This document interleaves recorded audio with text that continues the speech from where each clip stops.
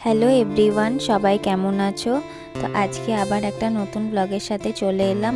সব সময় তো তোমাদের সাথে সকালের দিকে ব্লগগুলো শেয়ার করি, মানে সকাল থেকে আমি কি করছি সেগুলো তোমাদের সাথে শেয়ার করি, কিন্তু বিকেলের দিকে কি করি সেগুলো তোমাদের সাথে আর শেয়ার করা হয় না। ভাবলাম আজকে একটু শেয়ার করি, তোমাদেরও ভালো লাগবে।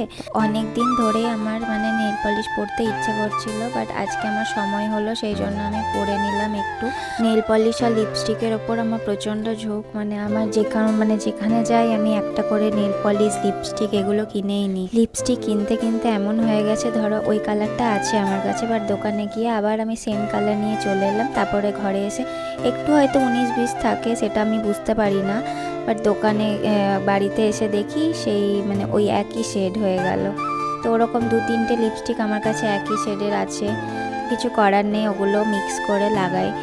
আর দেখো আমি তারপর নেল পলিশটা একটু শুকিয়ে নিলাম।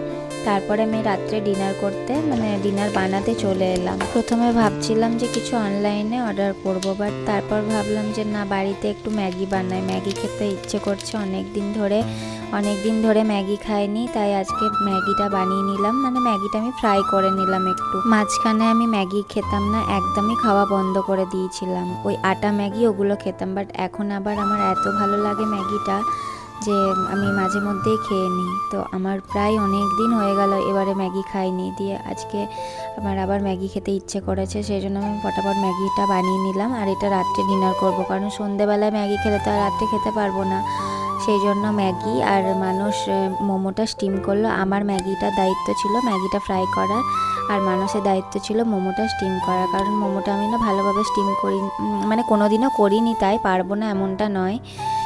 আমি চেষ্টা করলে হয়তো পারবো, বাট মানুষই করে, মোমো যখন স্টিম করে মানুষই করে।